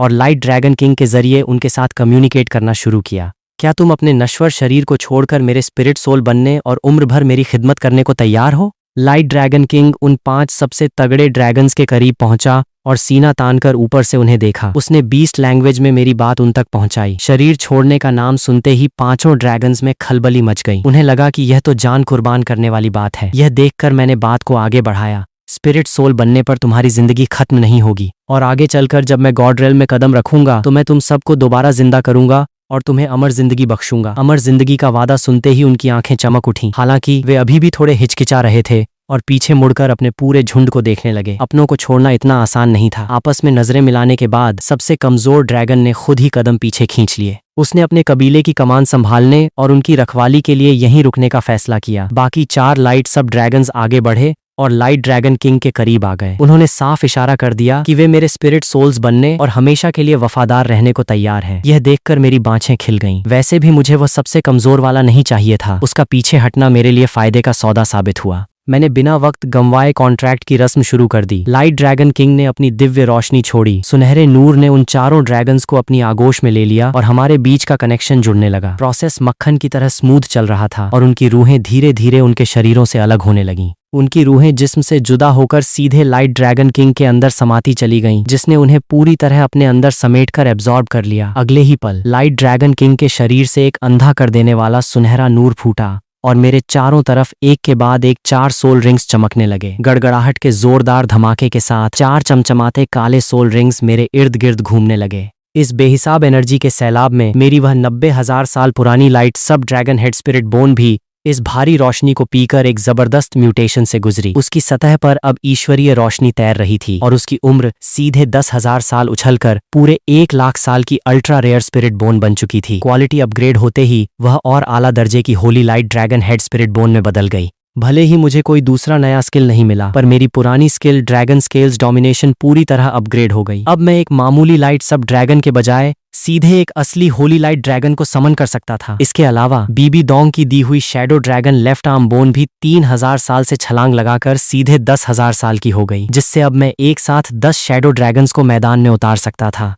हेड स्पिरिट बोन के इस इवोल्यूशन के साथ ही मेरी स्पिरिट पावर में ऐसा भयानक ब्लास्ट हुआ कि मेरे पूरे वजूद से एक रौबदार और ईश्वरीय दबाव छूटने लगा। अब मेरी स्पिरिट पावर किसी भी टाइटल्ड डॉलू से कम नहीं थी। सच कहूं तो पास खड़े दूगू बो से तो कई गुना ज्यादा ही थी। पास खड़े लिंग युआन और दूगू बो के तो होश ही उड़ गए। दोनों ने सन्न होकर एक गहरी सांस खींची, पर असली शौक तो अभी बाकी था। अचानक मेरे आसपास 4 छोटे साइज के लाइट सब ड्रैगन्स प्रकट हुए और मेरे चारों तरफ हवा में चक्कर काटने लगे। ये वही थे जिन्हें मैंने अभी अभी स्पिरिट सोल बनाया था। ये देखकर दोनों के मुंह से एक साथ चीख निकली। तो इसे कहते हैं स्पिरिट सोल? मैंने मुस्कुराते हुए अपने इन चारों साथियों को देखा और सिर हिलाया। हाँ, अब से मैं जब चाहूं इन्हें फाइट में अपनी मदद के लिए बुला सकता हूँ। अभी ये अपनी पिछली ताकत का सिर्फ 25% ही इस्तेमाल कर सकते हैं, पर जैसे जैसे मेरी पावर बढ़ेगी इनका लेवल भी आसमान छूने लगेगा। ये सुनकर दूगू बो और लिंग युआन की आंखें और चौड़ी हो गईं। भाई, जहां 1-0-2-0% मदद मिलना ही गनीमत होता है, वहां सीधे 25% से शुरुआत, और वो भी आगे बढ़ने की गारंटी के साथ। चारों छोटे ड्रैगन्स मेरे चारों तरफ मंडराते हुए प्यार से आवाजें निकालने लगे। जब लाइट ड्रैगन किंग से उनका कॉन्ट्रैक्ट हुआ था तभी उन्हें समझ आ गया था कि मैं उनके कुल देवता का भी मालिक हूँ। अब जब बाप का भी बाप सामने हो तो वफादारी तो अपने आप रगों में दौड़ेगी ही। मैंने प्यार से उनके सिर पर हाथ फेरा, फिर दोनों की तरफ मुड़ा। लिंग युआन दीदी, दूगू सीनियर, चलिए अब बेस कैंप वापस चलते हैं। इतना कहकर मैंने चारों स्पिरिट सोल्स और दोनों मार्शल सोल्स को वापस समेट लिया। स्पिरिट सोल्स यूं तो मेरे स्पिरिट सी में रहकर बाहर की दुनिया देख सकते थे, पर वहां पहले से ड्रैगन गॉड का डिवाइन वजूद मौजूद था। उनकी हिफाजत के लिए मैंने उस हिस्से को सील कर रखा था, इसलिए वे बाहर नहीं झांक सकते थे। पता नहीं अंदर जाकर जब वे साक्षात ड्रैगन गॉड को देखेंगे तो उनके होश कैसे उड़ेंगे। दूगू बो और लिंग युआन संभले और सिर हिलाते हुए हमारे साथ चल पड़े। बाकी बचे ड्रैगन्स के पूरे झुंड ने झुककर हमें विदाई दी। रास्ते में दूगू बो से रहा नहीं गया, वे तुरंत मक्खन लगाने के अंदाज में आगे आए। होली सन, आपका लेवल अब सीधे 50 पर पहुंच चुका है, तो क्या आपको नए सोल रिंग की जरूरत है? अगर आप कहें तो मैं कोई बढ़िया सा शिकार ढूंढ निकालूं? मैंने सीधा हाथ उठाकर मना कर दिया, कोई जरूरत नहीं है। 5वें सोल रिंग का शिकार मैंने पहले से फाइनल कर रखा है। स्टारडू फॉरेस्ट के 2 1,00,000 साल पुराने मॉन्स्टर्स टाइटन जायंट ऐप और स्काई अजूर बुल पाइथन। ये सुनते ही दूगू बो का जबड़ा जमीन पर आ गिरा, चेहरे पर सीधा खौफ पसर गया। उन्हें यकीन ही नहीं हो रहा था कि यह लड़का उन 2 यमराजों को अपना सोल रिंग बनाने की सोच रहा है, जो मिलकर 99वें लेवल के पीक टाइटल डॉलू तक का पसीना छुड़ा देते हैं। उनकी फटी आंखें देखकर लिंग युआन हंसते हुए बीच में ही बोल पड़ी, सीनियर इतना डरिए मत, हमारा आपको साथ ले जाने का कोई इरादा भी नहीं था। दूगू बो का चेहरा शर्म से पानी पानी हो गया। बेचारे चले थे मक्खन लगाकर नंबर बढ़ाने, पर यहाँ तो बात सीधे उन 2 खूंखार दरिंदों के शिकार की निकली जिन्हें सिर्फ स्पिरिट हॉल ही झेल सकता था। इस हंसी मजाक के बीच मेरी नजरें अचानक तीखी हो गईं। मेरी उस जबरदस्त स्पिरिट पावर ने भांप लिया कि कोई डार्कनेस की आड़ में हम पर नजर गड़ाए बैठा है। मैंने बिना एक सेकंड गंवाए साइड के घने पेड़ों की तरफ अपनी खूंखार नजरों से घूरा। झाड़ियों से एक काली परछाई बिजली की तेजी से भागती नजर आई। मेरे माथे पर बल पड़ गए। मुझे एक पल में शक हो गया, ये पक्का बीबी डोंग का वही पालतू घोस्ट डॉलू था जो मेरी जासूसी कर रहा था। अगर वह सच में वही था तो मतलब यहाँ का सारा तमाशा वह अपनी आंखों से देख चुका था। अब वहां जाकर जब वह अपनी मालकिन के कान भरेगा तो बीबी डोंग को मेरी पूरी कुंडली पता चल जाएगी। यह सोचते ही मेरा खून खौल उठा। शातिर औरत, अगर मेरी स्पिरिट पावर इतनी ज्यादा न बढ़ी होती तो मुझे हवा भी नहीं लगती। मैंने मन ही मन कसम खाई, एक बार वुहून सिटी लौटने दे, इस नई पुरानी सारी खुंदक का हिसाब एक साथ चुकता करूंगा। थोड़ी ही देर में हम तीनों सुरक्षित बेस कैंप लौट आए। थोड़ा सुस्ताने के बाद हमने प्लान के मुताबिक दूगू बो को अलविदा कहा। इसके बाद मैं लिंग युआन,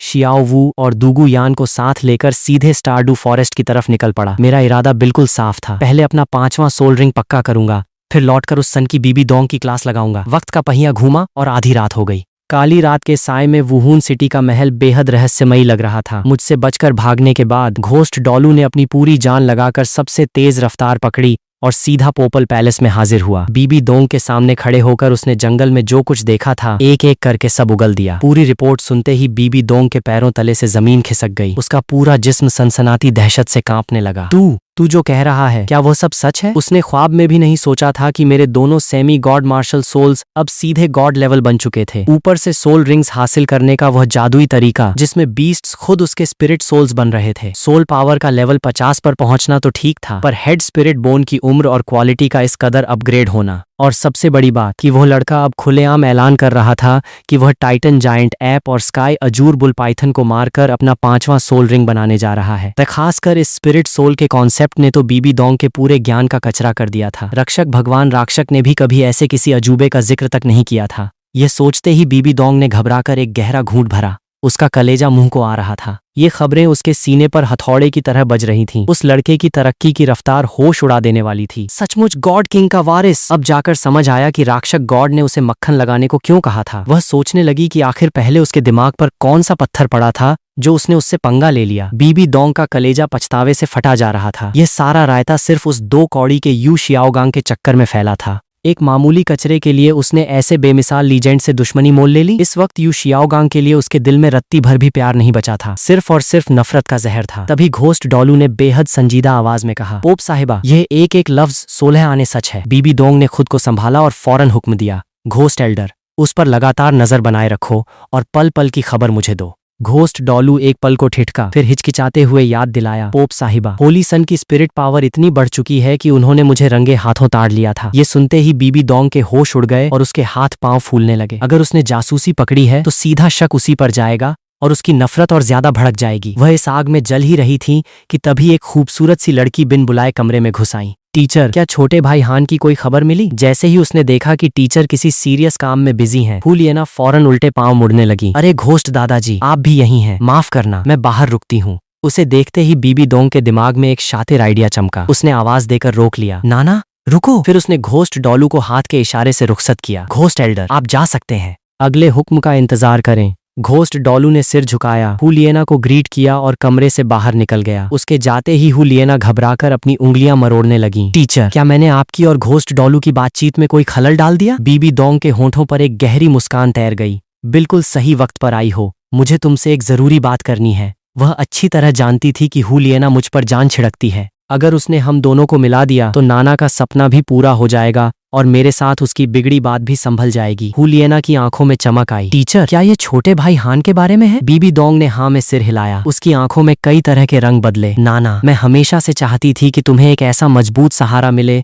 जो पूरी दुनिया में तुम्हारी सबसे बड़ी ढाल बन सके। हुलियना के गाल शर्म से लाल हो गए। वह मतलब समझ गई थी। टीचर, आपका मतलब छोटे भाई हान से है? पर आप तो हमेशा मुझे उसके करीब जाने से रोकती थी ना। बीबी दोंग की नजरों में पछतावा दिखा और उसने एक ठंडी सांस भरी। नाना, तब मेरी अक्ल पर पर्दा पड़ा था, पर अब साफ है कि उसका मुस्तकबिल आसमान से भी ऊंचा है। अगर तुम उसके साथ जुड़ जाओ तो इससे बेहतर कुछ नहीं हो सकता। हुलियना का चेहरा पहले तो खुशी से खिला पर तुरंत मुरझा गया। पर शायद वह मुझे पसंद नहीं करता। मैंने कई बार हिंट दिए पर उसने कभी भाव ही नहीं दिया। बीबी दोंग मुस्कुराई, जैसे सब कुछ उसके कंट्रोल में हो। एक बात याद रखना, जिंदगी में कुछ तिकड़म भिड़ाना भी ताकत का ही हिस्सा होता है। हुलियना का सिर चकरा गया। उसने हिचकिचाते हुए पूछा, टीचर, आप मुझसे क्या करवाना चाहती हैं? बीबी दोंग हुलियना के करीब आई और उसके कान में धीरे से कुछ बातें फुसफुसा दी। सुनते ही हुलियना का चेहरा शर्म और सदमे से लाल पीला हो गया। उसकी आवाज कांपने लगी। अरे टीचर, ये कैसे हो सकता है? आप मुझसे कह रही हैं कि मैं ये हान को सिड्यूस करूं, उसे नशीली दवा दूं और जबरदस्ती उसके साथ रिश्ता बना लूं? बीबी दोंग ने 2 टूक लहजे में कहा, बड़े मुकाम हासिल करने के लिए छोटे मोटे नियम ताक पर रखने पड़ते हैं। एक बार उसने तुम्हारी पहली रात ले ली तो क्या वह तुम्हारी जिम्मेदारी लेने से मुकर सकेगा? हुलियना ने अपने होंठ भींच लिए। दिमाग में टीचर की बातें हथौड़े की तरह गूंज रही थीं। तभी उसे लिंग युआन और मेरे बीच की वह खुली नजदीकी याद आई। जलन और प्यार के मिले जुले तूफान में उसने आखिरकार भारी मन से हामी भर दी। टीचर, मैं यह रिस्क लेने को तैयार हूँ। उसकी रजामंदी देखकर बीबी दोंग ने तसल्ली से उसके गाल थपथपाए। शाबाश मेरी बच्ची, मुझे तुम पर पूरा भरोसा है। जाओ, जाकर पूरी तैयारी करो। हुलियना हुक्म बजाकर कमरे से बाहर निकल गई। उसकी चाल में अजीब सा डर और पक्का इरादा दोनों साफ दिख रहे थे। उसे जाता देख बीबी दोंग ने एक कुटिल मुस्कान के साथ अपने दूसरे प्लान का ताना बाना बुनना शुरू कर दिया। वह जानती थी कि सिर्फ नाना के दम पर मुझे पूरी तरह बांधना नामुमकिन था। मुझे घुटनों पर लाने के लिए अभी आग में थोड़ा और घी डालना बाकी था। अगली सुबह का सूरज निकलते ही मैं और तीनों लड़कियां जल्दी जाग गए और स्टार डू फॉरेस्ट के मिशन की प्लानिंग करने लगे। इस सफर का असली मकसद उन दोनों मॉन्स्टर बीस्ट्स को अपनी मीठी बातों के जाल में फंसाना था, इसलिए किसी भी दूसरे इंसान को साथ ले जाने का सवाल ही नहीं था, वरना वे भड़क कर हमला कर देते। नफा नुकसान तौलने के बाद मैंने सीधे अपना फैसला सुनाया। लिंग युआन दीदी, यान यान, आप दोनों यहीं रुकिए, जंगल के अंदर सिर्फ मैं और शियाओ वू जाएंगे। ये सुनते ही दूगू यान का मुंह बन गया। उसे समझ नहीं आया कि मैं अकेले उस खरगोश को क्यों ले जा रहा हूं, पर जब उसने सोचा कि अंदर जान का कितना बड़ा खतरा है तो उसने ज्यादा जिद नहीं की। पर शियाओ वू ने जैसे ही दूगू यान का उतरा हुआ चेहरा देखा, उसने चिढ़ाने के अंदाज में मेरा बाजू और कसकर जकड़ लिया। लिंग युआन ने बिना नखरे के सिर हिलाया। ठीक है, जाओ, मुझे तुम पर पूरा भरोसा है, बस अपना ख्याल रखना। पर उसकी आंखों में हल्की सी जलन और शिकवा साफ तैर रहा था। मैंने फौरन झटका देकर शियाओ वू से अपना हाथ छुड़ाया। तो लिंग युआन दीदी, मैं चलता हूँ, जल्दी लौटूंगा। उससे दूर जाते वक्त मेरा दिल थोड़ा भारी था, पर दिमाग में सवाल भी घूम रहा था। आमतौर पर जब शियाओ वू मुझसे चिपकती थी तो दीदी कभी इतना पजेसिव नहीं होती थी। आज उनका यह तेवर देखकर लगा, क्या उन्हें कल रात के ड्रामे की भनक लग गई थी? खैर, मैंने ज्यादा मगजमारी नहीं की और सोचा कि लौटकर दीदी को प्यार से मना लूंगा। थोड़ी ही देर में मैं और Xiao Wu Star Dou Forest की सरहद में दाखिल हो गए। वह खुशी के मारे इधर उधर फुदकने लगी, मानो अपने असली घर लौट आई हो। पर उसका यह फुदकना ज्यादा देर नहीं चला, वह जल्दी ही हाँफने लगी। फिर वह दौड़कर मेरे पास आई, मुझसे चिपकते हुए नखरे दिखाने लगी। मालिक, शियाओ वू की टांगों में बहुत दर्द हो रहा है, क्या आप शियाओ वू को अपनी पीठ पर लाद कर नहीं चलेंगे? यह सुनते ही मेरी खोपड़ी घूम गई। भाई, क्या मैंने इस चालू खरगोश को कुछ ज्यादा ही सिर चढ़ा लिया था? इसकी तो डिमांड्स ही खत्म होने का नाम नहीं ले रही थी। कल रात टांगे दबवाई और अब सीधे पीठ की सवारी चाहिए। सच में दिन ब दिन इसके पर निकलते जा रहे थे।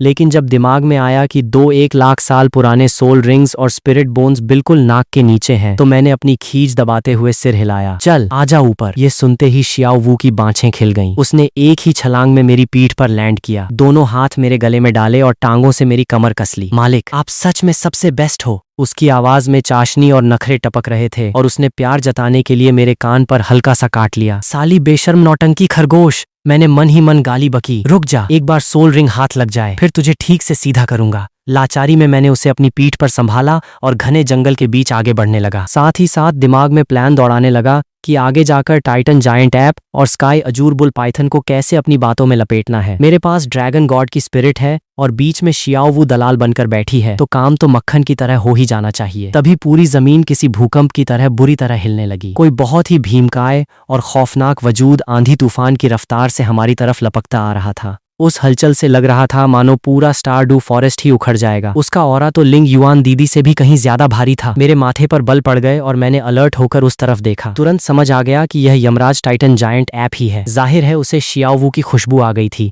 इसलिए वह हवा की तेजी से भागा चला आया था, बिल्कुल वैसे ही जैसे नॉवल में उसने शियाओ वू को किडनैप किया था। मालिक, एयरमिंग आ गया। शियाओ वू ने भी उसे पहचान लिया। उसकी बात खत्म होते ही टाइटन जायंट ऐप की विशालकाय परछाई बिजली की तरह सामने आ गिरी। शियाओ वू दीदी, तुम कहाँ हो? उसकी आंखों में बेइंतहा खुशी थी और वह इधर उधर देखने लगा। शियाओ वू ने चहकते हुए आवाज लगाई, एयरमिंग, मैं यहाँ हूँ। टाइटन जायंट ऐप ने एक्साइट होकर देखा, पर जैसे ही उसकी नजर इस बात पर पड़ी कि शियाओ वू मेरी पीठ पर लदी है, उसकी विशाल पुतलियां गुस्से से सिकुड़ गईं और उसका खून खौल उठा। उसे लगा कि मैंने शियाओ वू को बंधक बना रखा है। कमीने इंसान, शियाओ वू दीदी को छोड़। उसने कान फाड़ देने वाली दहाड़ मारी और उसका आसमान ढकने वाला भारी पंजा आंधी उड़ाता हुआ सीधे मेरी तरफ झपटा। मैं बिना घबराए अपने ड्रैगन विंग्स खोलकर साइड हटने ही वाला था कि शियाओ वू के होश उड़ गए। वह झट से मेरी पीठ से कूदी, बाहें फैलाकर मेरे आगे ढाल बनकर खड़ी हो गई और चिल्लाई, एयरमिंग, रुक जा, वह इंसान नहीं है। ये सुनते ही टाइटन जायंट ऐप ने ऐन वक्त पर अपना पंजा रोक लिया। वह पंजा मुझसे महज आधा फीट दूर रुका था, जिसके प्रेशर की हवा से मेरे कपड़े फड़फड़ा उठे और आसपास के मोटे मोटे पेड़ तिनके की तरह टूटकर गिर पड़े। यह इंसान नहीं है तो फिर क्या है? कोई सोल बीस्ट का इंसानी रूप? पर इसके जिस्म से तो इंसानों वाली ही बू आ रही है। शियाओ वू ने मुड़कर मुझे देखा और फौरन बात संभाली, एयरमिंग, बदतमीजी मत कर। ये हमारे बीस्ट्स के साक्षात गॉड हैं, जो गॉड रेल्म से हमारी पूरी बीस्ट कॉम का उद्धार करने धरती पर उतरे हैं। टाइटन जायंट ऐप एक पल को ठिठका, पर फिर और ज्यादा सतर्क हो गया। उसने घूरते हुए गुर्राया, फेंकना बंद करो। शियाओ वू दीदी, तुम इस मक्कार इंसान के झांसे में आ गई हो। जब तक यह कोई सबूत न दे मैं नहीं मानने वाला। शियाओ वू कुछ बोलती इससे पहले ही मैंने ड्रैगन गॉड का रौबदार अंदाज अपनाते हुए कड़क आवाज में डांटा, तुच्छ टाइटन जायंट ऐप, तेरी इतनी मजाल कि तू मुझ पर शक करे। हाथ आगे बढ़ा, तुझे अपनी डिवाइन पावर का एहसास कराता हूँ। अपनी बेइज्जती महसूस कर बंदर बुरी तरह चिढ़ गया। उसने अपनी दोनों छातियां पीटते हुए नथुनों से गर्म भाप छोड़ी।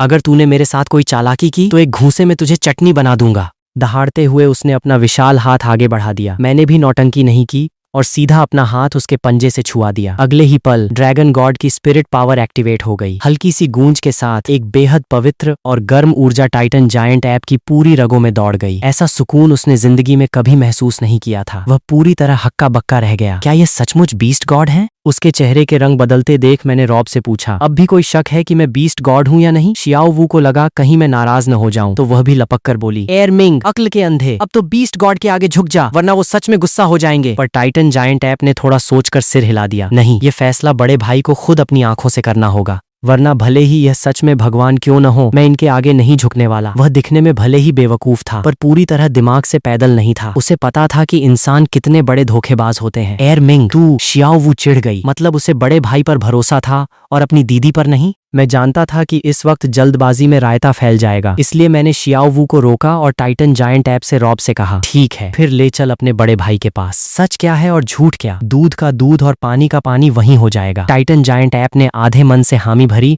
और अपना भारी पंजा नीचे टिका दिया। मैंने भी कोई शर्मो हया नहीं की। शियाओ वू को गोद में उठाया और छलांग लगाकर उसके पंजे पर जा बैठा। अरे मालिक! अचानक गोद में उठाए जाने से शियाओ वू शर्म से लाल हो गई और मजे से चिपक गई। ये देखकर टाइटन जायंट ऐप का दिल अंदर ही अंदर जल भुन गया। उसने मन ही मन ठान लिया कि अगर बड़े भाई ने कहा कि यह कोई भगवान नहीं है, तो वह अपने इसी हाथ से मुझे मसल कर रख देगा। जमीन को हिलाते कदमों के साथ वह हमें बहुत जल्द लेक ऑफ लाइफ के किनारे ले आया। झील ज्यादा बड़ी नहीं थी, बमुश्किल 100 मीटर का दायरा था, लेकिन तभी पूरी झील का पानी खौलने लगा। साफ था कि स्काई अजूर बुल पाइथन जाग चुका था। अगले ही पल बैल के सिर और अजगर के जिस्म वाला एक विशालकाय दैत्य पानी चीरकर बाहर निकला और आसमान को छूने लगा। उसका साइज 5 टाइटन जायंट ऐप से भी बड़ा था और उसका ऑरा तो बंदर से कहीं ज्यादा जानलेवा था। Forest emperor, sky Azzur bull Python, उसकी ताकत भांपकर मेरा चेहरा सख्त हो गया। मुझे याद आया कि एनीमे में इसी ने और एर मिंग ने मिलकर लिंग युआन दीदी की जान ली थी। अपनी दीदी के कातिलों को सामने देखकर मेरी आंखों में एक पल के लिए खूंखार चमक कौंध गई। दा मिंग! शियाओ वू खुशी से चिल्लाई। शियाओ वू दीदी, तुम वापस आ गई? आवाज सुनते ही स्काई अजूर बुल पाइथन ने नजरें घुमाई, पर जैसे ही उसने मेरे जैसे इंसान को देखा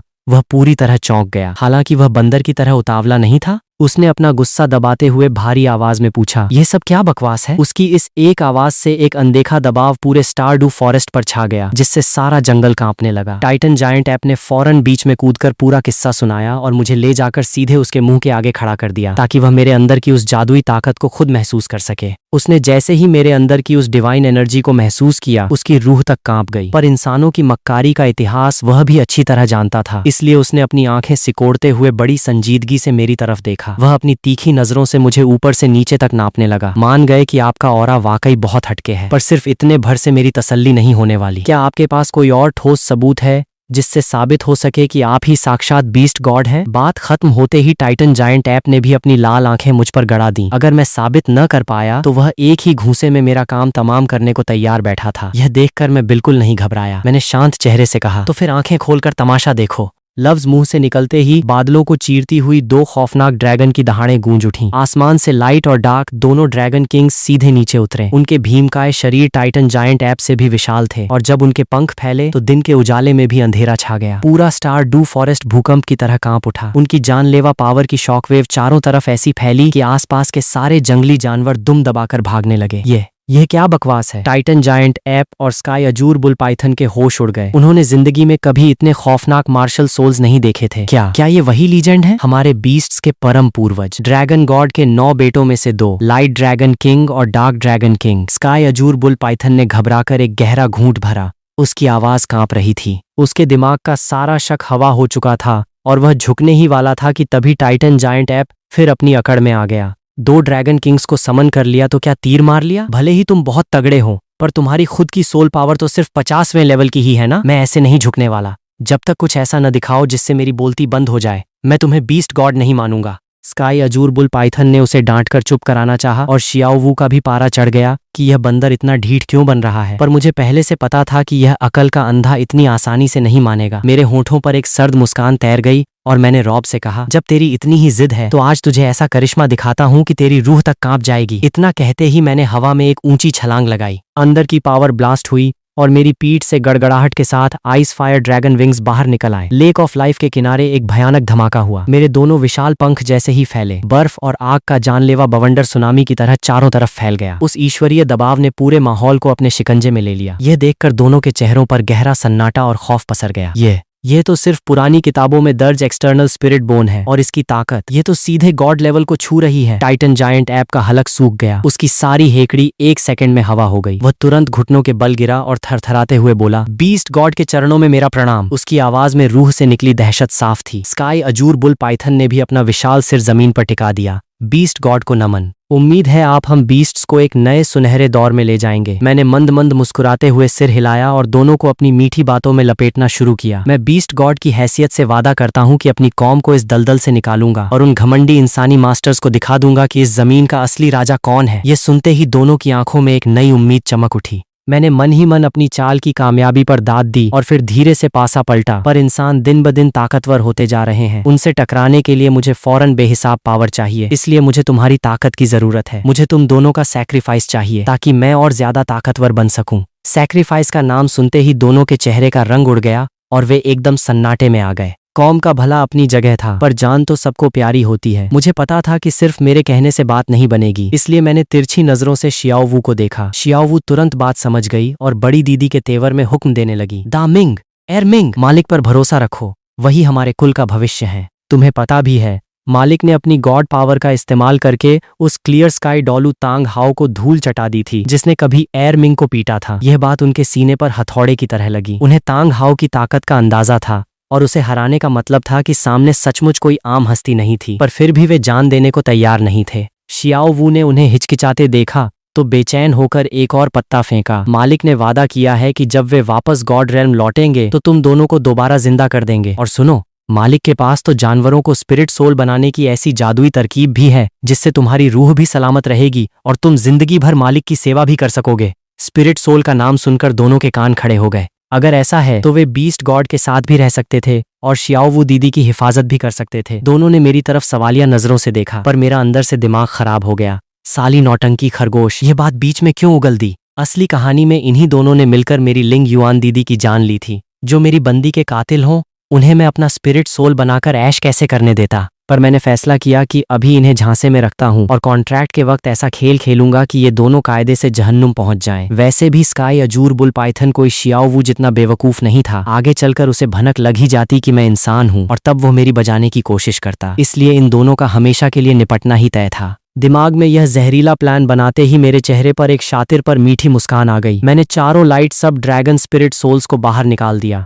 ये सचमुच स्पिरिट सोल हैं? दोनों की आंखें फटी की फटी रह गईं। मैंने सिर हिलाया। हाँ, अगर तुम राजी हो तो हम यह कॉन्ट्रैक्ट कर सकते हैं। इससे तुम्हारी रूह जिंदा रहेगी और तुम हमेशा मेरे साथ रहोगे। ये सुनते ही दोनों का दिल पिघल गया और उन्हें अपनी जिंदगी बचती दिखी। उनका विरोध खत्म होते देख मैंने अपनी चाल को आखिरी रूप दिया। तो फिर देर किस बात की? एरमिंग, तू मेरे लाइट ड्रैगन किंग के साथ जुड़ेगा और दामिंग, तू मेरे डार्क ड्रैगन किंग के साथ। दोनों ने बिना सोचे सिर हिला दिया। उनके चेहरों पर एक नई शुरुआत की चमक थी, जबकि मेरे दिल में एक शैतानी हंसी गूंज रही थी। मैंने दोनों ड्रैगन किंग्स को आगे बढ़कर कॉन्ट्रैक्ट प्रोसेस शुरू करने का इशारा किया। एक रहस्यमयी जादुई ऊर्जा का घेरा बना और उसने टाइटन जायंट ऐप और स्काई अजूर बुल पाइथन को अपनी चपेट में ले लिया। शुरुआत में दोनों बीस्ट्स पूरा सपोर्ट कर रहे थे, लेकिन जैसे ही कॉन्ट्रैक्ट अपने आखिरी और सबसे नाजुक मोड़ पर पहुंचा, अचानक उन्हें एहसास हुआ कि मेरे जिस्म में बीस्ट्स का कोई खून नहीं है। मेरी असली इंसानी पहचान उनके सामने बेनकाब हो गई। उस पल लगा जैसे उन दोनों पर आसमान टूट पड़ा हो। उनका पूरा शरीर कांप उठा, आंखों में बेइंतहा गुस्सा और धोखा तैर गया और वे दहाड़ते हुए मुझ पर जानलेवा हमला करने के लिए लपके। पर ऐसे नाजुक मोड़ पर कॉन्ट्रैक्ट को तोड़ना सीधे सीधे खुदकुशी करने जैसा था। मेरे पास तो पहले से 1 लाख साल की स्पिरिट बोन थी, इसलिए इस बैकफायर का मुझ पर रत्ती भर असर नहीं हुआ। लेकिन उन दोनों ड्रैगन्स की दहाड़ के बीच दोनों बीस्ट्स की आत्माएं एक ही झटके में चकनाचूर हो गईं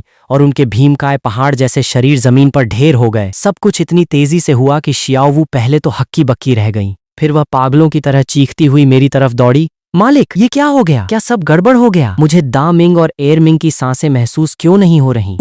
मैं मन ही मन हंस पड़ा। इन्होंने खुद ही अपनी कब्र खोद ली। फिर भी मैंने एक गहरा झूठा दुख भरा सांस खींचते हुए कहा, कॉन्ट्रैक्ट के बीच में ही ये दोनों अचानक मुकर गए। उसी का यह खौफनाक अंजाम हुआ। सच कहूं तो मुझे भी इस बात का बहुत अफसोस है। शियाओ वू की आंखों में पहले तो बेबसी छाई, पर अगले ही पल वह गुस्से से भर गईं। और मजे की बात यह थी कि यह गुस्सा मुझ पर नहीं बल्कि उन दोनों पर था। जब एक बार मालिक को जुबान दे दी थी तो ऐन वक्त पर पलटी मारने की क्या जरूरत थी। सच में ये दोनों महामूर्ख निकले। उन्हें कोसने के बाद वह तुरंत पिघलकर प्यार से मुझसे बोली, मालिक आप फौरन जाकर इनके सोल रिंग्स और स्पिरिट बोन्स एब्जॉर्ब कर लीजिए, वरना सारी मेहनत पर पानी फिर जाएगा। मैंने तसल्ली से उसके सिर पर हाथ फेरा और फिर झटके से उन लाशों की तरफ बढ़ गया। एक बार ये दोनों ताकतें मेरे अंदर समा गईं तो उस अधमरे तांग हाउ की औकात मेरे सामने कुछ भी नहीं रहेगी। मैंने तय किया कि पहले स्पिरिट बोन निगलूंगा ताकि बॉडी 1 लाख साल के सोल रिंग्स का भारी लोड आसानी से झेल सके। मेरे पास पहले से लेफ्ट आर्म बोन थी, इसलिए मैं सिर्फ स्काई अजूर बुल पाइथन की राइट आर्म बोन ही ले सकता था। रही बात टाइटन जायंट ऐप की लेफ्ट आर्म बोन की, तो वह लिंग युआन दीदी के लिए एक बेहतरीन रिटर्न गिफ्ट बन जाएगी।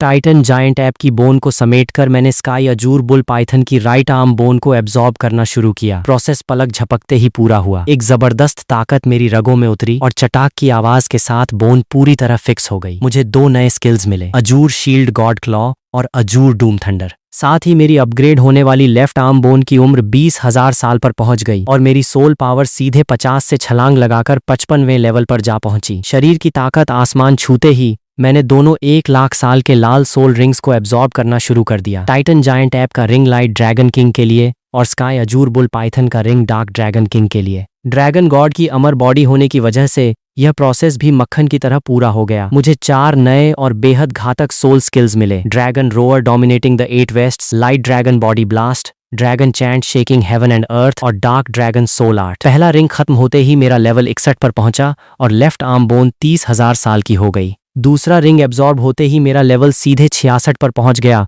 और वह बोन पूरे 40,000 साल की हो गई। इसका मतलब था कि अब ड्रैगन शैडो आर्ट से मैं एक साथ 40 शैडो ड्रैगन्स को मैदान में उतार सकता था। दोनों रिंग्स पूरी तरह सेट होते ही दोनों ड्रैगन किंग्स ने आसमान हिला देने वाली दहाड़ मारी। तभी मेरी पीठ से आइस फायर ड्रैगन विंग्स अपने आप बाहर निकले और मुझे हवा में उठा ले गए। अचानक मेरे जिस्म के अंदर सोई हुई ताकत किसी ज्वालामुखी की तरह फट पड़ी। मेरे शरीर की बनावट तेजी से बदलने लगी। यह क्या हो रहा है? मैं दंग रह गया। मेरा शरीर तेजी से एक फुल ग्रोन एडल्ट मर्द में तब्दील हो रहा था। मसल्स एकदम लीन और पावरफुल हो चुकी थीं। बचकाना चेहरा अब एक बेहद हैंडसम और कातिलाना मर्दानी शक्ल में ढल चुका था। आंखों में सम्मोहन भरा नशा था और पीठ पर लहराते घने काले बाल मेरे पूरे वजूद को किसी बेपरवाह शहंशाह जैसा रौब दे रहे थे। मुझे तुरंत ड्रैगन गॉड की बात याद आई। दोनों ड्रैगन सन्स की डिवाइन पावर मेरी हड्डियों में समाई थी, जो इन नए रिंग्स और बोन्स के मिलते ही पूरी तरह जाग गई थी। मैं हवा में ठाठ से हंसा, पर यह हंसी सिर्फ नए लुक की नहीं बल्कि अपनी बेहिसाब ताकत की थी। अब मेरी कुल ताकत 95वें लेवल की लिंग युआन दीदी से भी कहीं आगे निकल चुकी थी। यानी अब मैं अकेले दम पर उस तांग हाओ का कचरा करने के काबिल हो चुका था। तांग हाओ, कल तक मेरी खामोशी मेरी मजबूरी थी, पर आज मैं तेरे बराबर खड़ा हूँ। अगली बार जब तू टकराएगा तो पुराना सारा हिसाब तेरे खून से चुकता करूंगा।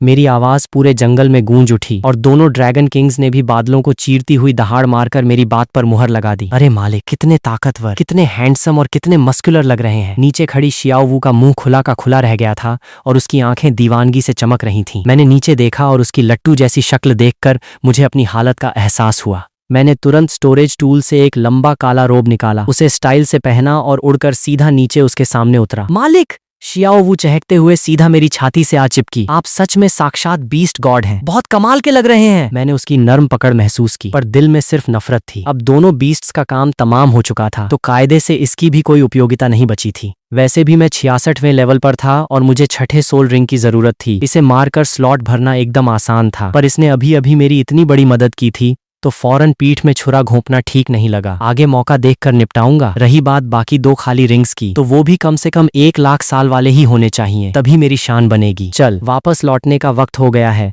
मैंने दोनों ड्रैगन किंग्स को समेटा और ठंडी आवाज में हुक्म दिया। ड्रैगन गॉड के 5वें टेस्ट का पहला हिस्सा पूरा हो चुका था। दोनों ट्विन मार्शल सोल्स के पहले 4-4 सोल रिंग्स पूरे हो चुके थे और साथ ही टाइटन जायंट ऐप और स्काई अजूर बुल पाइथन का पत्ता भी साफ हो चुका था। अब बचे सिर्फ ब्लू सिल्वर किंग और ब्लू सिल्वर एम्परर, और ये दोनों तांग हाओ के पाले में थे। बेहतर यही था कि पहले लिंग युआन दीदी के पास चलकर स्पिरिट हॉल वापस लौटा जाए और फिर जाकर बीबी दोंग से उसकी नौटंकी और जासूसी का कायदे से हिसाब चुकता किया जाए। शियाओ वू तो बस मालिक की बात मानेगी। शियाओ वू ने मासूमियत से सिर हिलाया और खुद आगे बढ़कर मेरा हाथ थाम लिया। जैसे ही हम दोनों वहां से दूर निकले, उस शांत लेक ऑफ लाइफ के पानी में अचानक तेज हलचल मची, मानो झील की गहराइयों में सोया हुआ कोई और भयानक वजूद अचानक जाग गया हो। डोलो में ट्रांसमिग्रेट होने के बाद जैसे ही मैंने 1 लाख साल पुराने सोल रिंग्स हजम किए, मैं सीधे एक छोटे बच्चे से छलांग लगाकर तगड़ा मस्कुलर मर्द बन गया।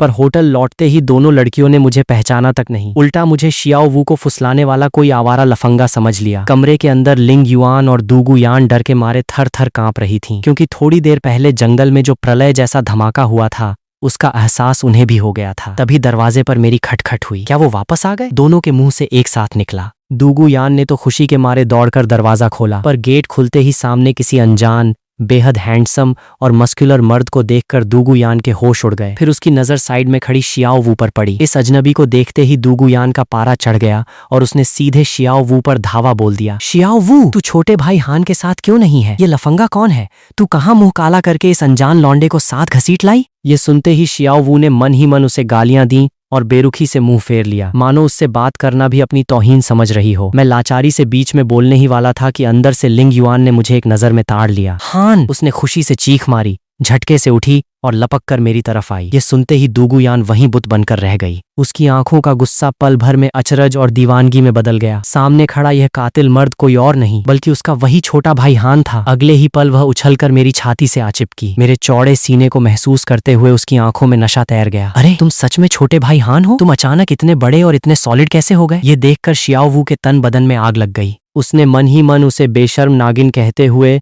मेरा दूसरा हाथ और कसकर जकड़ लिया, जैसे मुझे कोई छीन कर ले जाएगा। सामने से आती लिंग युआन का चेहरा यह देखकर थोड़ा उतर गया। अभी उसकी ठीक से बात भी नहीं हुई थी और मेरे दोनों तरफ पहले से दो लपटें चिपकी हुई थीं। मैंने तुरंत भांप लिया और झटके से दोनों को साइड किया और सीधे लिंग युआन की तरफ बढ़ा। लिंग युआन का मूड थोड़ा संभला और उसने फौरन पूछा कि आखिर वहां क्या हुआ था। दूगू यान भी कान खड़े करके पास आ गई। दूगू यान के सामने मैं पूरी पोल पट्टी तो नहीं खोल सकता था, इसलिए मैंने सीधा एक्शन दिखाया। मैंने तुरंत लाइट और डार्क दोनों ड्रैगन किंग्स को एक्टिवेट कर दिया। आसमान चीरती 2 भयानक दहाड़ों के साथ दोनों ड्रैगन किंग्स अपने अपने सोल रिंग्स के साथ कमरे में प्रकट हो गए। Dark dragon king purple purple purple, black red, light dragon king black black black red red. कमरे का एक एक कोना उस दमघोटू ऑरा से भर गया।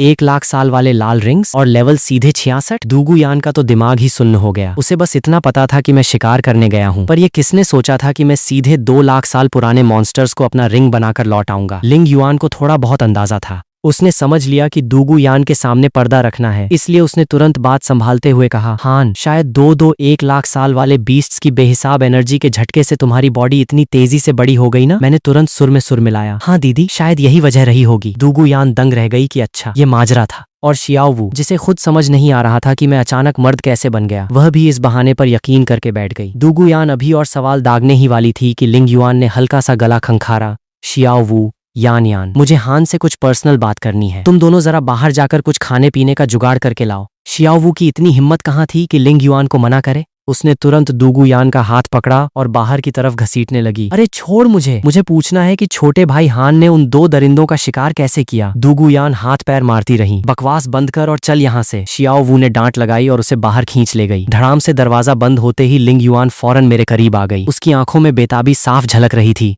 हान, जल्दी बताओ अंदर का असली सीन क्या था, और तुम सचमुच एक ही झटके में इतने बड़े कैसे हो गए। मैं मुस्कुराया और उसे संक्षेप में पूरा किस्सा सुना दिया। बस उन दोनों बीस्ट्स को जानबूझकर निपटाने वाला ट्विस्ट मैंने चतुराई से दबा लिया। तो उस खरगोश ने सच में उन्हें मना लिया था। लिंग युआन की आंखें फटी की फटी रह गईं। शियाओ वू के लिए उसकी सोच पूरी तरह बदल गई और साथ ही उसे मेरे बड़े होने का असली राज भी समझ आ गया कि यह सब उसी आइस एंड फायर कुंड की हड्डियों में समाई पावर का कमाल था। हान, तुम सच में कमाल हो। 2 लाल रिंग्स हासिल करके तुमने पूरे कॉन्टिनेंट का रिकॉर्ड तोड़ दिया है, ऊपर से इस छोटी सी उम्र में 66वां लेवल। आगे चलकर तुम्हारा भगवान बनना तय है। लिंग युआन ने पूरी शिद्दत और गर्व से मेरी तारीफ की। उसकी इतनी तारीफ सुनकर मैं थोड़ा झेंप गया और सिर खुजलाते हुए मुस्कुराया। अरे नहीं दीदी, बस तुक्का लग गया। वैसे मुझे उनकी स्पिरिट बोन भी मिली है। ये कहते ही मेरी नजरें बेहद सॉफ्ट हो गईं। मैंने स्टोरेज टूल से सुर्ख लाल रोशनी फेंकती एक चमकदार स्पिरिट बोन बाहर निकाली। ये टाइटन जायंट ऐप की 1 लाख साल पुरानी लेफ्ट आर्म बोन है? लिंग युआन की आंखें उसे देखते ही चौड़ी हो गईं।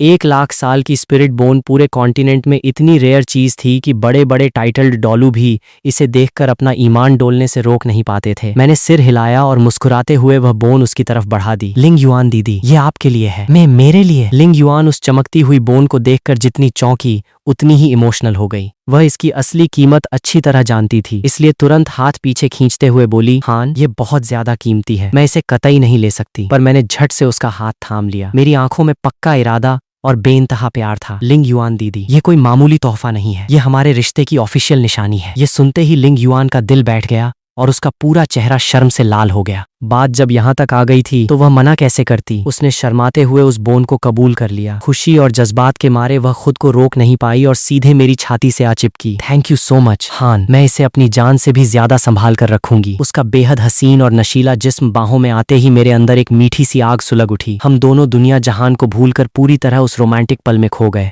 पर यह सुकून ज्यादा देर टिकने वाला नहीं था। कुछ ही पलों में बाहर कॉरिडोर से दोनों के झगड़ने की तीखी आवाजें गूंजने लगीं। ए नौटंकी खरगोश, हिम्मत है तो शर्त लगा। छोटे भाई हान पक्का मेरी लाई हुई ग्रिल्ड फिश खाएंगे। मुंह बंद रख चुड़ैल नागिन, मालिक पहले मेरा लाया हुआ खाना चखेंगे, समझे ना? यह जुबानी जंग दूगू यान और शियाओवू की थी, जो बाहर से स्नैक्स लेकर लौटी थीं। पर जैसे ही वे कमरे के गेट के पास पहुंची, अंदर से आ रही हल्की सुगबुगाहट सुनकर दोनों के कदम वहीं थम गए। अंदर क्या चल रहा था ये समझने में उन्हें 1 सेकंड भी नहीं लगा। दोनों के सीने में जलन और हसरत का मिला जुला तूफान उठ खड़ा हुआ। एक दूसरे को घूरते हुए दोनों ने शातिराना नजरें मिलाईं और कान लगाकर चुपचाप दरवाजे से चिपक गईं। मुझे और लिंग युआन को उनके बाहर खड़े होने की भनक लग चुकी थी, पर उस वक्त हम किसी भी ड्रामे की परवाह किए बिना बस एक दूसरे में खोए रहना चाहते थे। लेकिन उस वक्त मुझे यह खबर नहीं थी कि हमारे इस रोमांस के बीच स्टारडू फॉरेस्ट की दूसरी दुनिया में मेरे नाम का एक बहुत बड़ा बवंडर उठ चुका था। लेक ऑफ लाइफ के बिल्कुल नीचे बने एक खुफिया पैरेलल स्पेस में एक विशाल चांदी का महल शान से खड़ा था। अचानक उसकी गहराइयों से 3 भयानक ताकतें जागीं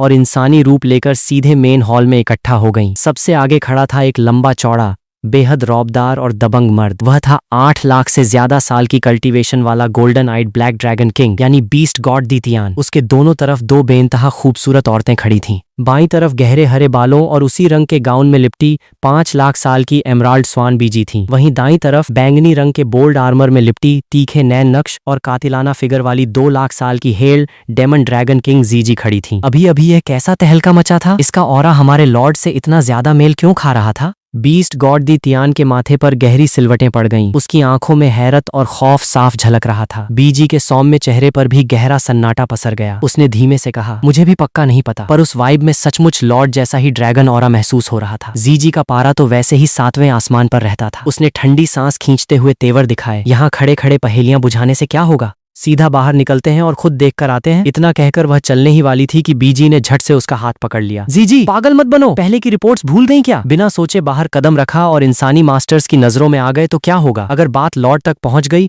और गॉड रेल्म को हमारी लोकेशन का सुराग लग गया तो लेने के देने पड़ जाएंगे। अरे वो दोनों पीक डॉलू तो अब तक ऊपर पहुंच चुके होंगे। जीजी ने चिढ़कर जवाब दिया, मैं लॉर्ड को जगाती हूँ, वही फैसला करेंगे। दीतियान ने तुरंत डांट लगाई, बिल्कुल नहीं, लॉर्ड का मिजाज जानती हो ना, उन्हें खबर लगी तो वे खुद बाहर निकल पड़ेंगे। हम उन्हें इस खतरे में नहीं झोंक सकते, खासकर तब जब वे अभी अपने जख्मों से उबर रहे हैं। पर ऐन उसी वक्त महल के सबसे गहरे कोने से एक ठंडी और रूह कंपा देने वाली आवाज गूंजी, दीतियान, तेरी इतनी हिम्मत कि मेरे पीछे अपनी मर्जी चलाए? उस एक आवाज के पड़ते ही पूरे हॉल की हवा जम गई। लॉर्ड के चरणों में नमन। तीनों ताकतवर बीस्ट्स के होश उड़ गए और वे तुरंत घुटनों के बल जमीन पर झुक गए। लॉर्ड, गुस्सा थूकिए। मैं तो बस। दीतियान की घिघी बंध गई। उसके चेहरे पर बेबसी और खौफ साफ था। महल के अंदर से एक बेहद सख्त और शांत आवाज दोबारा गूंजी, बकवास बंद करो। मुझे पता है कि तेरी बात में दम है, मैं खुद बाहर जाकर बेवकूफी नहीं करने वाली, इसलिए जीजी मैं तुझे हुक्म देती हूँ, चुपचाप बाहर निकल, पूरे मामले की तहकीकात कर और जिस भी जीव से वह ड्रैगन ऑरा छूटा था